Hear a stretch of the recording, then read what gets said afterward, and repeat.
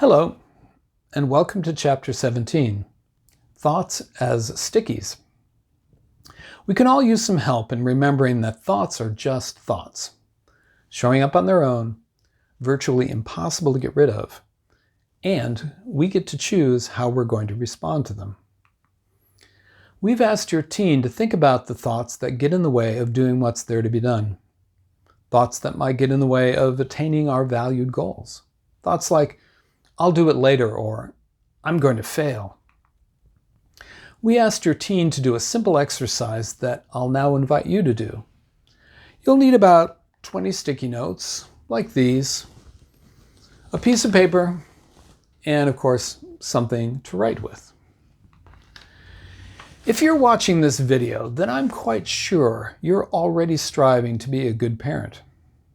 You certainly have an overall idea of the kind of parent you want to be. This is one of your valued goals, no doubt. Now, I'd like you to think about the thoughts that most often get in the way of parenting the way you want to. For example, I don't want to deal with this, when dealing with it is what's there to be done. Write some of these common thoughts on your stickies.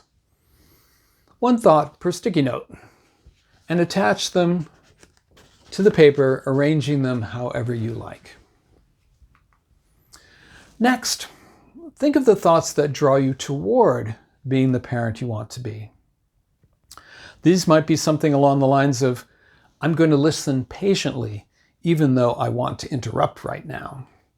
Or maybe just the word patience. Write these thoughts on sticky notes and add them to your paper. Take a look at your collection of thoughts. In this exercise, we cannot get rid of the sticky notes on the paper. Like actual thoughts, they're stuck on pretty good. What we can do is move them around.